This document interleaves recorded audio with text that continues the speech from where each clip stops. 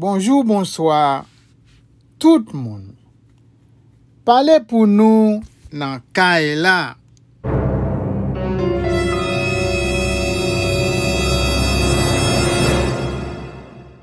Pour un café actualité pour journée jeudi, Jean Santé annoncé dans toute la presse depuis quelque temps, audience pour tendre prisonniers politiques yo déroulé jeudi 3 mai 2021 dans la cour d'appel devant parents avec plusieurs avocats qui défendent cause prisonniers qui gen plus passé 17 mois copie derrière barreau. Ancien député Anel Belize qui lit Babas cité que ça yo seulement malheureusement pour prisonniers si la yo dossier yo pas fin correct. Ça qui t'apral la cause juge cour d'appel yo prolonger dossier pour yon l'autre semaine. Malgré un pile plaidoirie t'a fait bon côté avocat prisonnier yo, comme quoi juge yo t'a accordé yon levé mais pour prisonnier politique si la yo pour yo capable joindre libération yo. Aucune décision pas trivé prend, juge la cour d'appel tranché pour yon l'autre audience qui donc Anel Belize Babas yo toujours dans prison. On nous suivant pour plus de détails. Ou même qui peut abonner à la chaîne là, c'est moment pour faire ça.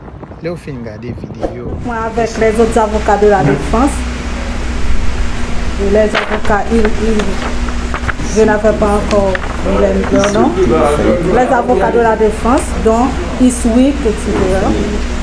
Pour les inculpés, Jean-Pierre Fleuret, Paul Joannel, Mackinton Stérile, Pierre Kilix Semelus et Arnel Belize, demandent à la Cour de dire et déclarer que l'affaire n'est pas en état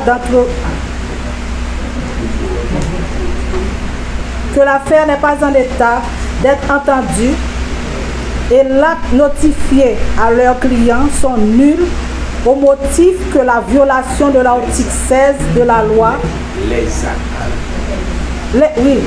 actes notifiés à leurs clients sont nuls au motif que la violation de l'article 16 de la loi du 29 juillet 1979 sur l'appel pénal et que l'huissier Chelomit d'Orville, immatriculé au greffe de la cour d'appel de Port-au-Prince, est incompétent pour notifier à leurs clients demeurant et domiciliés à la Croix des Bouquets. Oui, c'est là, oui, à la prison civile de la Croix des Bouquets. Et profite de cette demande pour solliciter main levée en faveur des inculpés, d'ordonner au ministère public de mettre l'affaire en état dans le plus bref délai, avec injonction de respecter le délai et de déposer le dossier au greffe de la Cour pour garantir la défense du droit des inculpés. Attendu qu'en réplique, le ministère public, la parole accordée a déclaré qu'il ne dispose du dossier de la cause et qu'il n'est pas en mesure de prendre aucune conclusion. Attendu qu'en principe, une cour ne peut se prononcer si la demande des parties tant qu'elle est légalement saisie.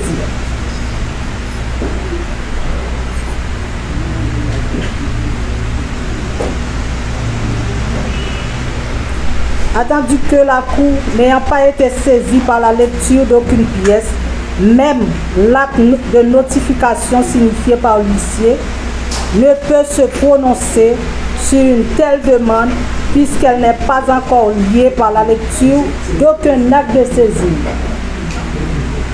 Attendu qu'en conséquence, Il y a lieu pour la Cour de dire que la demande produite par les avocats de la défense sont prématurées, d'ordonner à se conformer à la loi. Par ces motifs, la Cour délibérant en conseil au vu de la loi, le ministère public entendu dit et déclare que la demande produite par la défense est prématurée et ordonne à se conformer à la loi. Oui, alors, à la partie de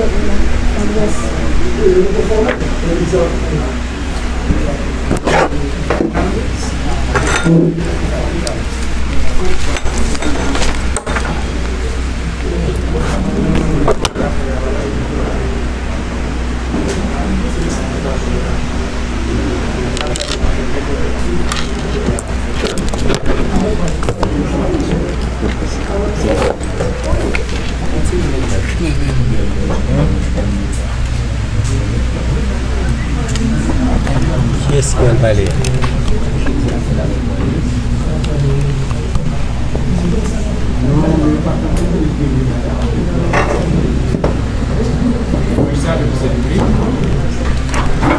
Honorable Président, distingués membres de la Cour, magistrat, en date du 30 avril 2021, le parquet de la Cour d'appel avait fait extraire de la prison civile de Port-au-Prince et celle de la Croix des Bouquets des inculpés ainsi nommément cités dans l'ordre d'exaction. Nous ne savons pas pourquoi magistrat aujourd'hui, nous avons pu constater que les inculpés ne sont pas là. Or, à un certain moment dans la procédure, ces délits doivent être déposés par devant la Cour. Pourquoi magistrat?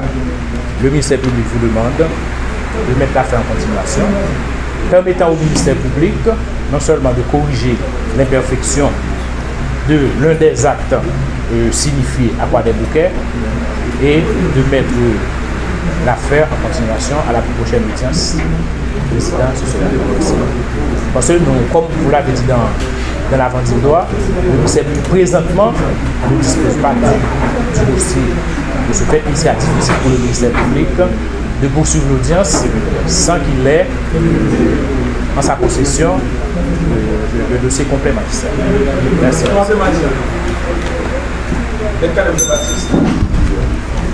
Le Conseil de la Défense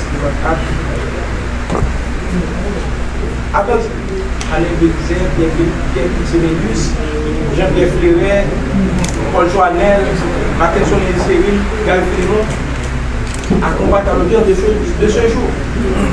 Je comprends formal les honorables juges, ce même ministère public,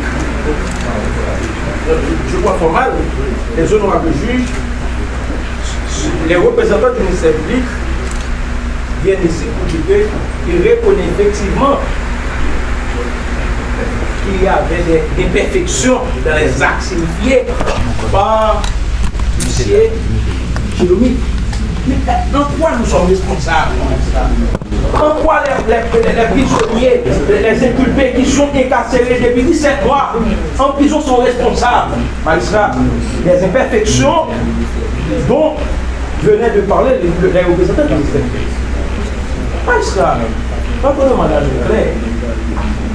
Comme a déjà formulé mon estimable confrère, M. Maxime de la Fortune, nous vous demandons, selon le vœu de la loi, de l'article 80 du Code d'instruction criminelle,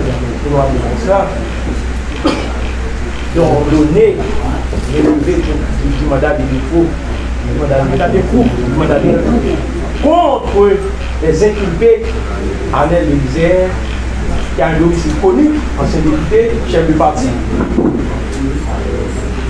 Pierre-Philippe Sémélus, étudiant en droit, 3e année, faculté, honorable magistrat, Mackinson et Cyril, un chauffeur qui n'a rien à voir, les deux autres citoyens, actuellement, qui ont 17 mois depuis qu'ils coupissent en prison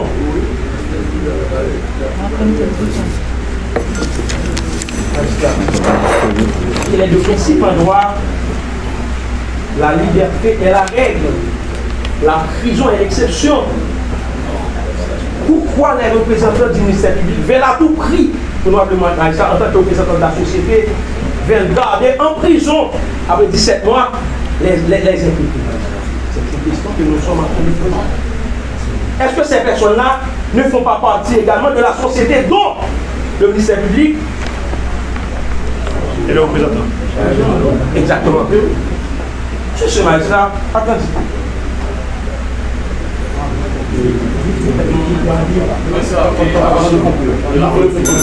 Bon, comme je suis pas ce magistrat, il y a d'autres confrères, il y a avec les honneurs, il y a avec Georges, il y a avec avant de conclure, le Conseil de la Défense revient, merci. Le Conseil de la Défense magistrat revient à la charge pour essayer d'amplifier la question. Magistrat, on estime que notre confrère a prétendu l'essentiel par devant votre honneur. L'essentiel. Et nous autres, on se proposerait d'intervenir maintenant, c'est pour essayer de nous approcher à la quintessence de ce qu'a dit le législateur à travers l'article 80 du Code d'instruction criminelle, puisqu'il s'agit d'une question dans laquelle il y a des citoyens qui sont privés de leur liberté. Mais avant de le faire, magistrat, on voudrait aussi faire un petit rappel, même si ce n'est pas trop nécessaire, mais c'est important et quand même, parce qu'on ne se trouve pas maintenant par devant n'importe qui.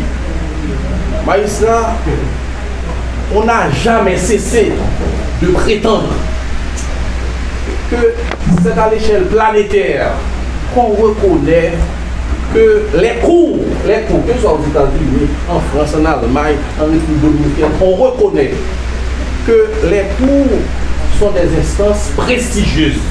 Je me rappelle, quand je m'étais rendu à la faculté de droit pour la première fois, mes professeurs me disaient souvent que si l'on veut, si l'on a l'intention de parvenir à déceler la beauté du droit, il faut se rendre au niveau des cours.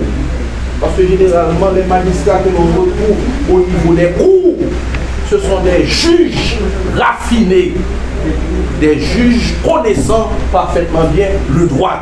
Et c'est la raison pour laquelle on a maintenant un peu de fierté en essayant de nous accrocher à ce qu'a dit le législateur de l'époque.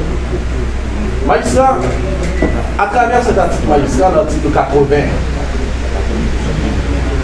du Code d'instruction criminelle, le législateur a bel et bien précisé, quelle que soit la nature de l'inculpation, eh bien, le prévenu ou l'inculpé peut se permettre de formuler une demande de main levée. Et comme vient de préciser le confrère, magistrat, c'est triste d'entendre dans une salle d'audience le représentant du ministère public qui a privé une personne de sa liberté. Le représentant du ministère public qui a cité, et pratiquement c'est lui qui aurait dû avoir le contrôle du dossier. Il se présente à l'audience et il prétend clairement qu'il n'est pas au courant de la question, qu'il n'est pas détenteur du dossier. Magistrat, il est certain que nous vivons dans un pays où pratiquement les prisons, les centres carcéraux sont synonymes d'espaces infernaux. Et que ce n'est pas tout le monde qui rentre dans les prisons et qui a la possibilité d'en sortir vivant. Il y a des gens qui arrivent même à prétendre que chez nous, les prisons sont synonymes de camps de concentration. Les gens qui ont fait l'histoire et les gens qui ont l'habitude de lire les penseurs et savent pertinemment et ce qu'est un camp de concentration. Magistrat, la demande que nous avons formulée, étant donné que de par la quintessence de sa mission, la Cour est tenue de contribuer à la préservation des droits humains. Oui, effectivement, aujourd'hui, nous sommes là dans le cadre d'une bataille visant à préserver les droits humains, les libertés individuelles. La Cour a également cette mission. Magistrat, nous sommes là précisément pour souligner l'essence de la mission dont la Cour est investie. Et que, en aucun cas, pour aucune raison, on ne pourrait oser se présenter par devant le Cour pour lui demander de vous accompagner dans le cadre d'une démarche visant à saper, visant à violer des droits fondamentaux, comme nous l'avons dit préalablement, puisqu'il s'agit d'une instance sacrée. La Cour, c'est une instance sacrée. C'est à l'échelle planétaire qu'on le reconnaît, qu'on l'admet. Mais attention, je plaide maintenant. Magistrat, oui, pardon. Oui, on va le faire, magistrat, sur ce magistrat, nous vous demandons, honorable magistrat, de bien vouloir et faire droit à la demande, aux différentes demandes, de faire application de l'article 80 du code. Non, on va y arriver. En accordant la main levée en faveur de ces prisonniers politiques qui ont été pendant très longtemps en détention préventive prolongée. De plus que magistrat, c'est à l'échelle planétaire actuellement qu'on mène une bataille contre la question de détention préventive prolongée. On vous demande, honorable magistrat, de faire application de l'article 80 du code sur la droit de justice. Sur la même dossier, magistrat. Je demande la parole. Magistrat, heureusement, ce matin, nous sommes devant une composition composée de magistrats intègres, de magistrats indépendants, de magistrats qui se respectent et de magistrats qui s'y connaissent en procédure pénale. Sur la demande de mise en continuation, produite par le parquet, je tiens à rappeler aux honorables ministères publics que l'administration pénitentiaire est une administration auxiliaire à ce même parquet.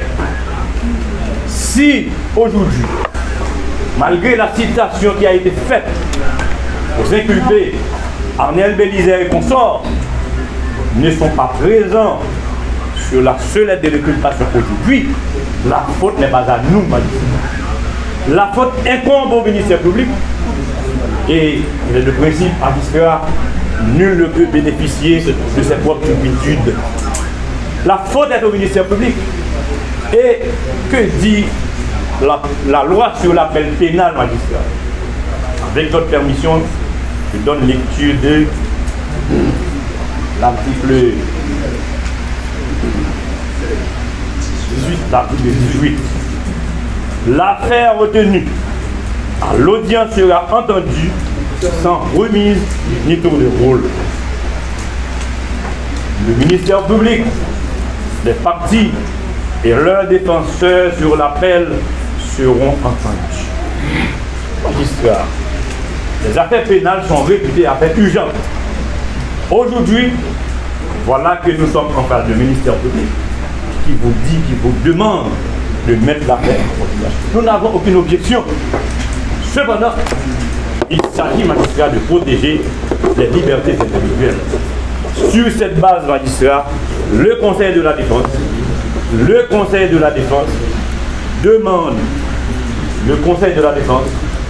demande aux honorables magistrats composant cette cour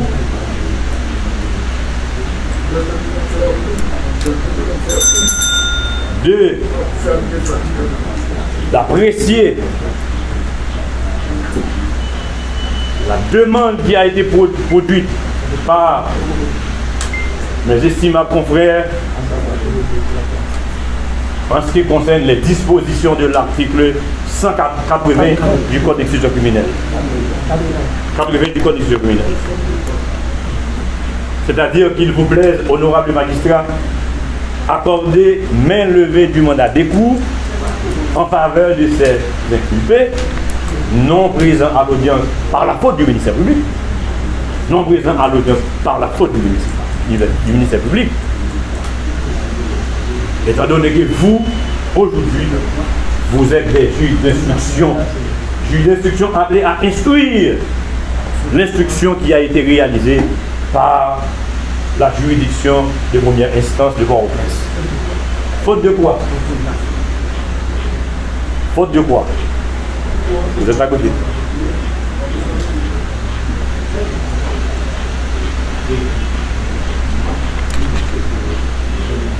Faute de quoi? Ordonner la plaidoirie de cette affaire conformément à l'article 10.